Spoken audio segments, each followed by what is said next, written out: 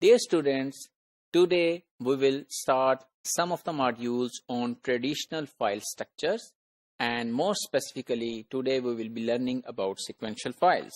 So why we want to study traditional file structures now?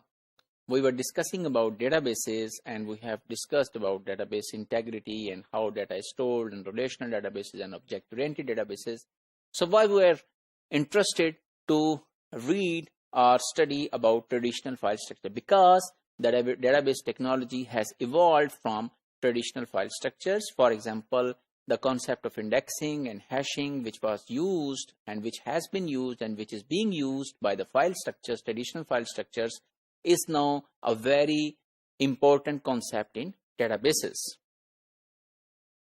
So what is a sequential file? A sequential file is a file that is accessed in a serial manner. So data is stored in a serial. So for example, first data is stored and then next and then next and then next. And when you're going to read that data, you need to come at the front and then read in a sequence. So what are its applications? Where such sequential files are used? So they have many applications like audio files, video files, file containing programs, and files containing textual documents which have a sequence. So most of the files created by typical personal computer user are mainly sequential files. Excel file is stored as a sequence file at the backend. So let's have an example of a sequential files that how we can store. So for example, you want to store an employee record, and let's say you have many employees. For example, in this example, we have 1, 2, 3, 4, 5, 6, 7, 8. So we are interested to store 8 employees. So how we will learn that when we stored the employee, and in the employee we are interested to store the employee name and its social security number. So how we will understand that the employee name has finished and then the social security number has started and then finished, and then from here the next has started. So how we will take care of this sequence? So we will at the start try to identify that, as in our example we are saying that we want to store name in 25 characters and identification number in 6 characters. So this means each of this box, 1, 2, 3, 4, 5, 6, 7, 8 boxes, each of these 8 boxes has 31 characters. So after every 31 character, we will understand that this is the end of first employee and the second employee has started, and after 31 character, this employee has finished, the next employee has started, and so on. So for example, we want to store the name like this. So we have seen that in this employee, we have saved Kimberly and Dawson as a name, and there are some empty spaces for the employee. So we have 25 characters which we can store.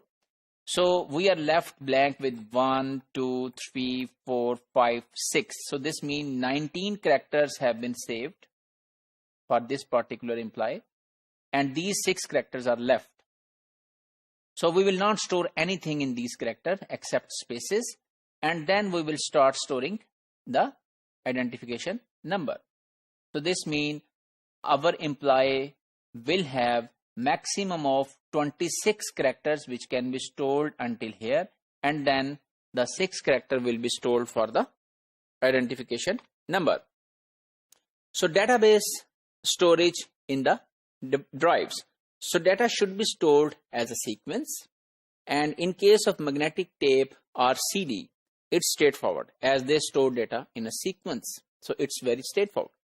However, in the case of magnetic disk storage, file would be scattered in different sectors and tracks, and sector information is stored as a file in the disk directory system on the same disk. So you will say that first employee, for example, have been stored in one sector, and then second employee in the next sector, and so on. So you need to maintain such data into another file So that file would be kind of log file which contains all of the sequential information when data is going to be stored in magnetic disk storage. And when we will learn that the file has ended, in processing a sequential file is the need to detect when the end of the file is reached. Generally, we refer to the end of sequential file as the end of file, or EOF in computer science, as a file in the disk directory system on the same disk. So one way is to add a special record sentinel at the end of the file. So for example, when file is being written and at the end you can add some sentinel, like you can say that whenever this hash come, this means that this file has finished. Or you can add \0, which is null character. So normally \0 is used to denote that this file is ending. Another way is to place this information in the system directory file. So second way could be that you can put this information into the system directory file where you were maintaining that which kind of record is being saved in which sector and which track. So in that file you can store that this particular record is the last record in this file, and after that there is no further record. And you normally, when you want to retrieve this information from a file, you normally use such a loop that while the end of file has not reached, retrieve the next record from the file and process it.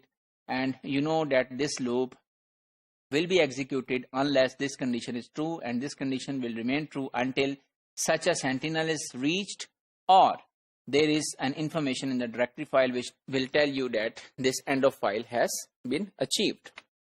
So let's summarize today's module. We have learned about sequential files, traditional file structures, what are its application, how they are stored, and what is end of file.